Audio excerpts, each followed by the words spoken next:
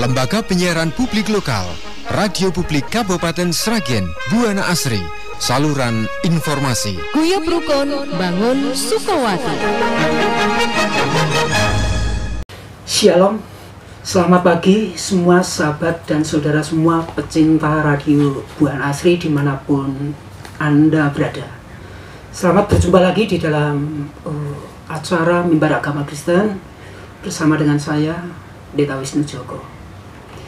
Saya harap semuanya dalam keadaan kondisi baik, penuh berkat, penuh sukacita, dan juga sehat semuanya. Saudara semua kasih Tuhan, sebelum kita akan merenungkan firman Tuhan, saya ajak untuk berdoa. Tuhan Bapa yang mengasihi kami bersyukur pagi ini Engkau memberikan kami semangat, kekuatan, kesehatan, panjang umur dengan penuh sukacita, dan kami bersyukur oleh karena penyertaan-Mu sehingga kami dimampukan untuk melaksanakan dan menjalani kehidupan kami sepanjang hari ini.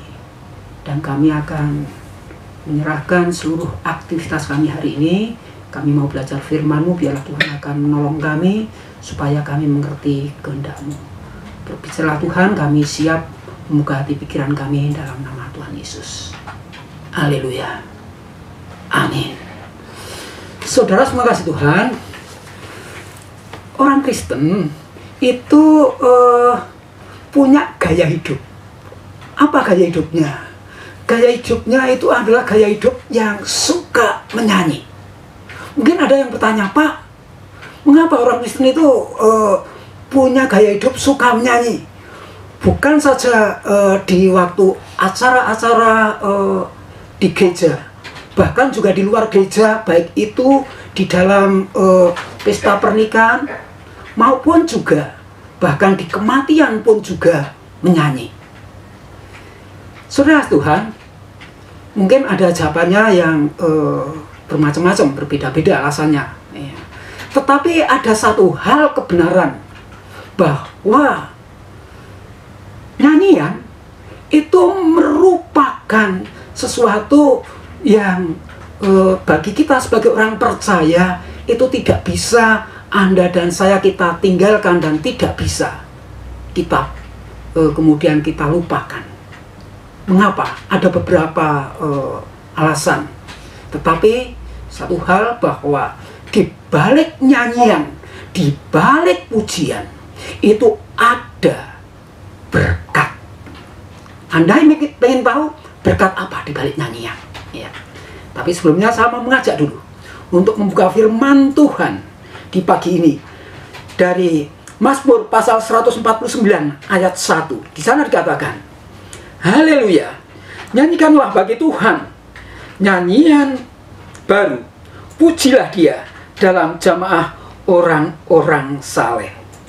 Kalau kita perhatikan di sana ada satu yaitu bukan saja himbauan, tetapi ajakan, tetapi juga merupakan perintah dari Tuhan. Apa perintah Tuhan? Di sana diperintahkan nyanyikanlah bagi Tuhan, tetapi juga di sana dikatakan pujilah Dia. Di situ ada kata lah, berarti itu ada sesuatu yang Tuhan mau. Dan di sana dikatakan nyanyikanlah, pujilah. Berarti kalau Anda memuji, Anda menyanyi, itu adalah tentunya adalah kehendak Tuhan. Dan itu tentu akan menyenangkan hati Tuhan. Mengapa? Karena Tuhan senang dengan puji-pujian. Jangankan Tuhan, Anda dan saya pun kalau dipuji pasti senang. Ya.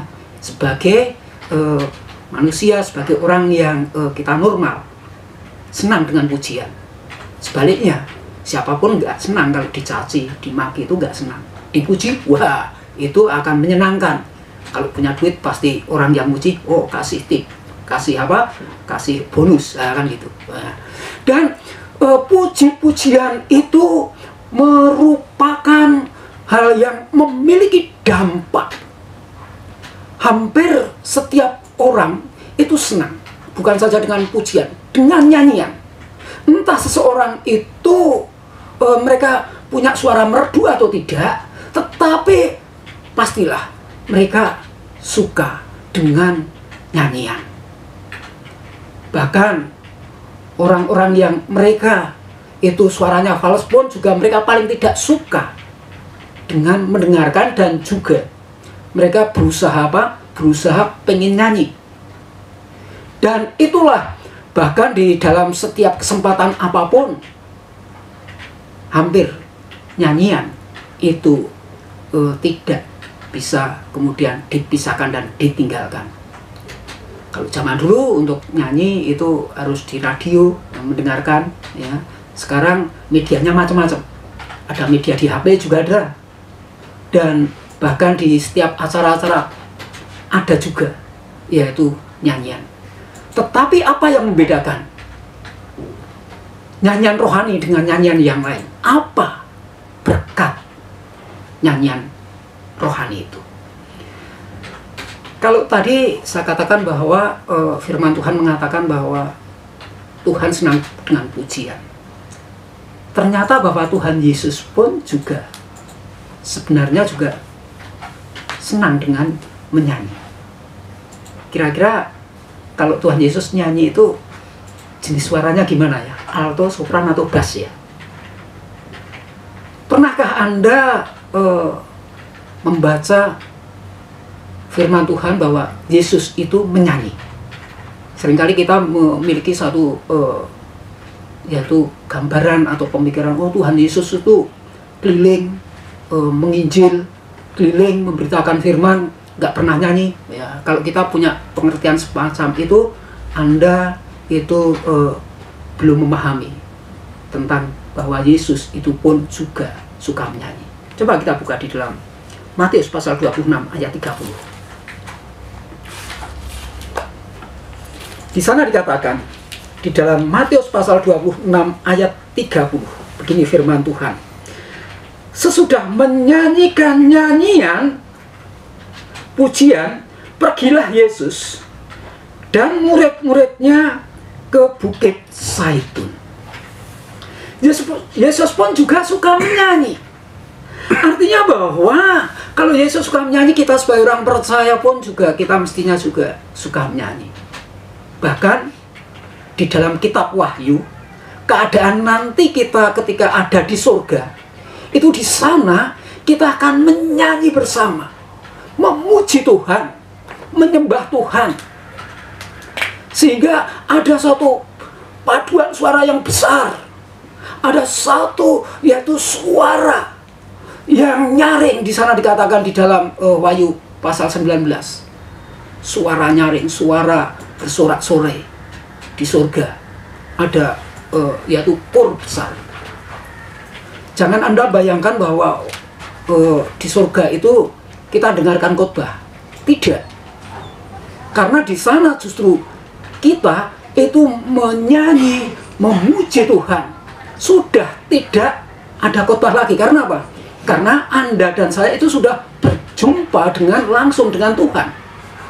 Sehingga saat ini bagi orang-orang yang mereka membanggakan dirinya, bahkan mereka dengan kesombongannya, mereka memiliki karunia berkhotbah, bahkan dipuji dan dipuja dengan khotbahnya, dengan berbagai macam, yaitu orang-orang follower dan penggemarnya. Nanti sudah tidak ada lagi khotbah.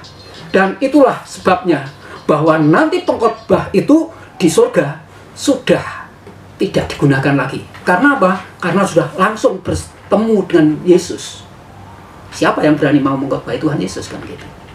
Maka itulah sebabnya bahwa nyanyian itu Anda dan saya itu menjadi sesuatu yang tidak terpisahkan dalam kehidupan kita sebagai orang percaya. Apa berkat-berkatnya? Yang pertama, berkat di dalam nyanyian rohani, di dalam pujian. Yang pertama, ada kebenaran rohani. Ada kebenaran firman Tuhan di dalam pujian dan penyembahan. Mengapa saudara Tuhan? Karena di dalam nyanyian rohani dan di dalam pujian itu ada lirik, ada syair-syairnya. Di mana syair dan lirik-liriknya itu berdasarkan dari kebenaran firman Tuhan. Sehingga di balik itu ada pesan, dan itu memberikan kuasa yang luar biasa. Karena dengan pesan, dengan firman Tuhan yang ditulis oleh para pencipta nyanyian itulah, itu ada pesan firman Tuhan. Ada satu kesaksian. Ada seseorang yang mereka itu memiliki satu dalam kondisi situasi yang mereka keadaan yang terjepit tidak punya uang. Dia kemudian dalam kondisi tidak punya uang dan terjepit itu. Suatu waktu dia ketika berjalan, di depannya dilihatnya ada dompet, dan dompet itu terletak di jalan. Dia berpikir, waduh, saya nggak punya uang ini. Wah, ada dompet ini. Kebetulan ini saya pas nggak punya uang. Dia lalu mau mengambil, tetapi dia lirik dulu. Dia lirik kiri, lirik kanan, kemudian dia tengok belakang, lihat depan, ada orang nggak ya? Ada orang nggak ya? Ya. Lalu dilihatnya nggak ada orang. Tetapi kemudian dia menengok ke atas. Dia lihat, pandang ke atas. Jangan-jangan ada drone-nya, jangan-jangan ada CCTV-nya.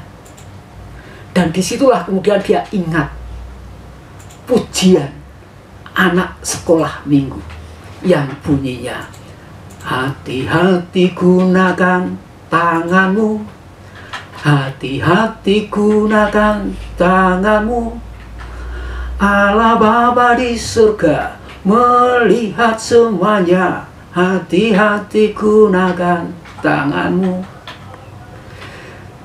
Orang di sekelilingnya tidak ada yang melihat, tidak ada yang tahu.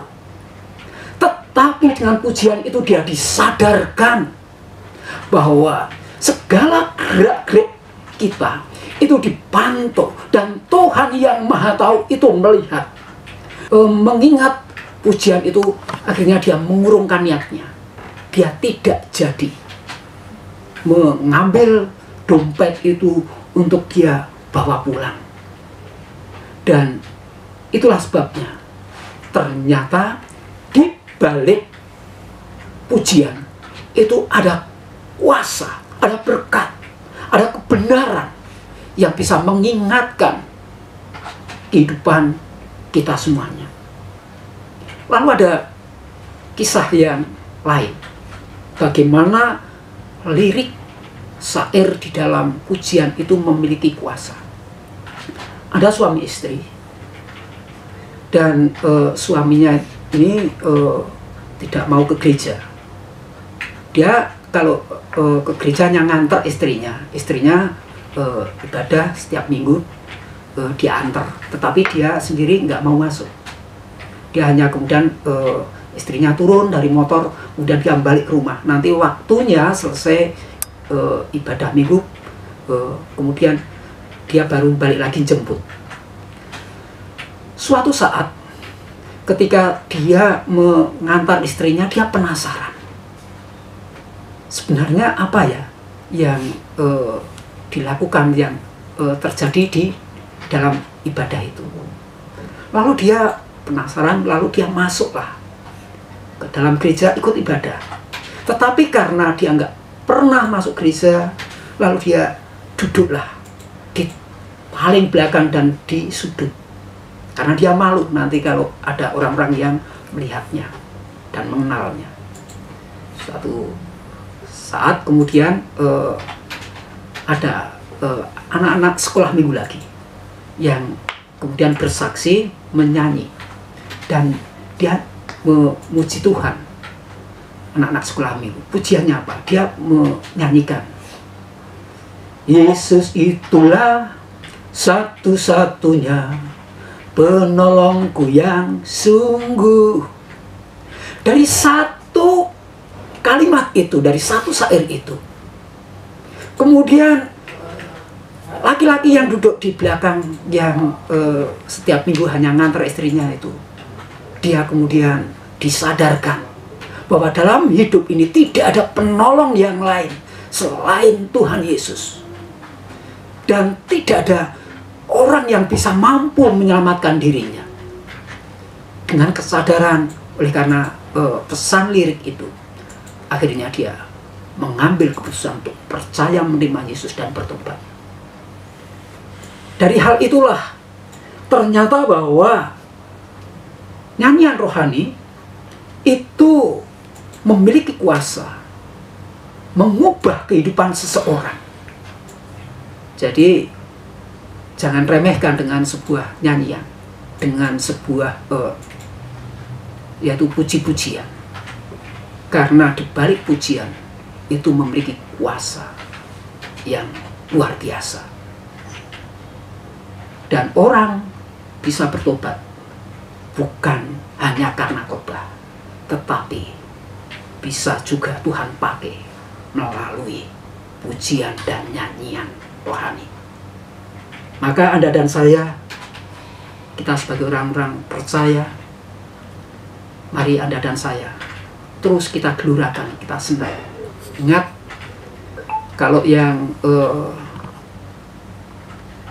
lahir di tahun 70-an atau hidup di dalam era 80-an, dulu ada nyanyian yang populer dan terkenal. Tetapi nyanyian itu siapapun yang menyanyikannya, dia akan menjadi baper, dia akan menjadi orang yang kemudian mewek, tetapi juga orang yang sepanjang hidupnya itu mengalami kepahitan. Apa itu, Pak? Judul lagunya. Judulnya lagunya adalah Hati Yang Luka. Apa hati yang luka? Hatinya luka terus, enggak sembuh-sembuh. Luka dengan suaminya, sehingga dia mengalami kepahitan. Suruh memulangkan ke orang tuanya. Dan hati yang luka itu akan justru menimbulkan yaitu kepahitan dan sakit hati. Dan itu membuat seseorang tidak bisa bergembira, tidak bisa move on. Dan akhirnya apa? Ya akhirnya kalau sakit hati terus, akhirnya akan memberikan yaitu dampak yang buruk. Karena apa? Daya tahan tubuhnya semakin menurun. Hati dan pikirannya tidak tenang. Dan akhirnya juga apa? Akhirnya juga kehidupannya tidak bisa bergembira, tidak penuh sukacita. Itulah yang membedakan nyanyian rohani dengan nyanyian yang bukan hal yang membangkitkan semangat itu. Kita sebagai orang percaya, mestinya nyanyian kita adalah hati yang gembira adalah obat, bukan hati yang luka.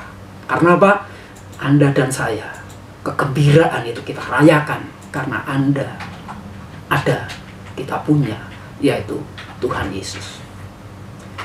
Lalu juga ada nyanyian-nyanyian yang nyanyian dunia yang kemudian membuat seseorang itu tidak mau maju, bahkan merasa rendah diri, merasa kehilangan akan gambar diri yang rusak, tidak memiliki rasa percaya diri.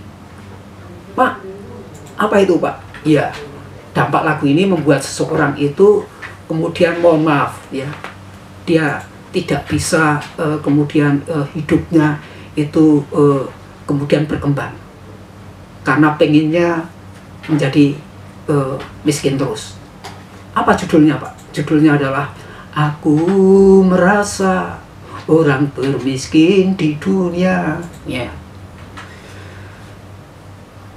Lirik itulah yang membuat kemudian merasakan kemudian bahwa dia seakan-akan hidupnya sudah kemudian tidak ada yang dia banggakan, dan akhirnya dia hidupnya nggak bisa move on, rendah diri, kemudian membuat hidupnya memiliki gambar diri yang rusak. Kita sebagai orang-orang percaya, kita memiliki semangat. Anda dan saya itu berharga di mata Allah. Mengapa? Karena pujian mengatakan, aku anak raja, engkau anak raja, kita semua anak raja. Kalau anak raja, itulah yang membuat Anda dan saya itu menjadi orang-orang yang optimis, orang-orang percaya diri. Kesulitan apapun tidak membuat Anda dan saya itu kemudian kita kehilangan semangat.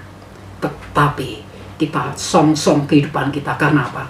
Karena kita yakin Tuhan menyertai kita. Karena kita yakin Tuhan itu akan memampukan kita. Maka dalam kehidupan Anda dan saya, jikalau Anda dan saya menghadapi situasi kondisi apapun, Anda jangan kemudian mengurung diri, justru kita larut dengan lagu-lagu, dengan nyanyian kesedihan-kesedihan yang membuat kehilangan Anda dan saya itu gairah kehidupan, menjadikan hidup Anda dan saya itu kehilangan semangat menjalani hidup.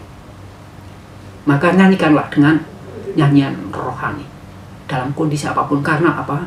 Karena di dalam nyanyian rohani itu akan bisa menyemangati hidup Anda dan saya. Yang ketiga, apa berkat yang ketiga? Kalau kita menyanyikan rohani, berkat yang ketiga adalah ketika Anda menyanyikan nyanyian rohani dan pujian kepada Tuhan, ada kuasa untuk mengusir kuasa roh jahat. Kisah Saul menjadi referensi bagi kita. Di dalam 1 Samuel pasal 16 ayat 23 di sana dikatakan, ketika Saul mengalami gangguan roh jahat, maka Daud dia mendekati, dia mengambil kecapi, memainkan kecapi itu, dan sambil kemudian memuji Tuhan. Apa yang terjadi? Yang terjadi di sana, maka undurlah roh jahat. Artinya apa? Artinya di balik kuasa nyanyian rohani itu mampu, dan juga ada kuasa berkat untuk mengusir kuasa roh jahat. Anda dan saya, mari saat ini, Anda dan saya jangan kita takut menghadapi situasi apapun. Saya itu kalau pelayanan dalam jarak jauh kadang kemudian melewati tempat-tempat yang menurut masyarakat itu tempat yang mistis, tempat yang angker. Saya di dalam waktu malam, bahkan kadang tidak ada orang, tidak ada siapapun yang menemani. Ya, di saat-saat itulah ya, kadang ada terlintas pikiran-pikiran yang dan gimana begitu.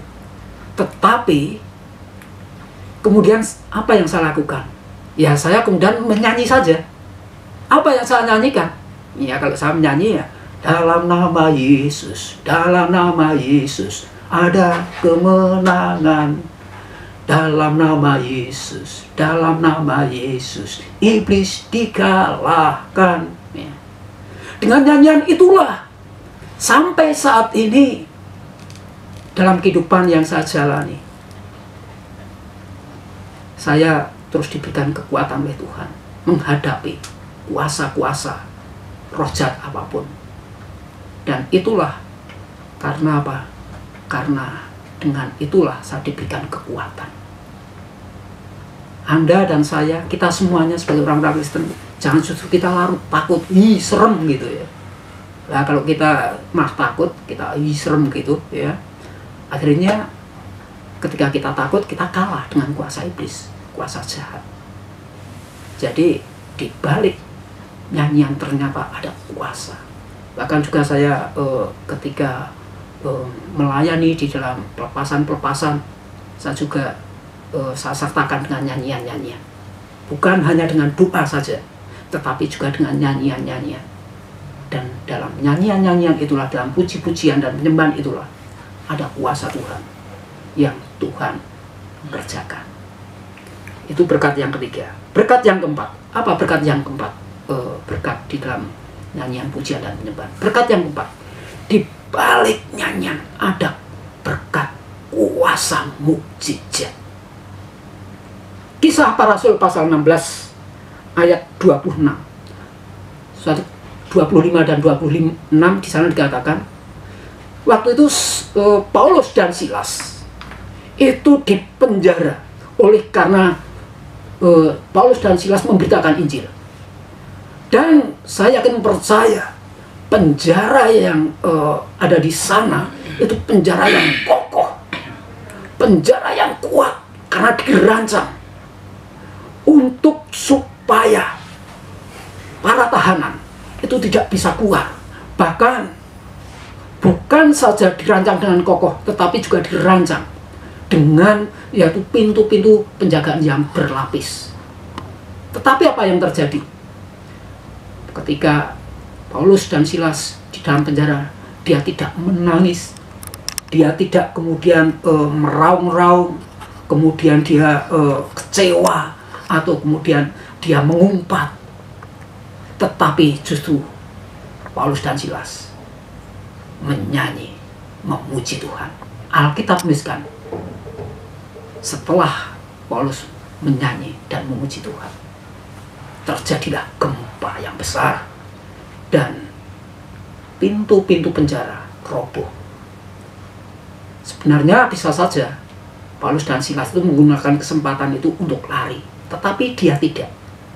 Tetapi justru dia bersaksi kepada penjaga penjara, dan akhirnya penjaga penjara itu bertobat dan dia mengenal Yesus, dan dia bertobat dan Tuhan selamatkan.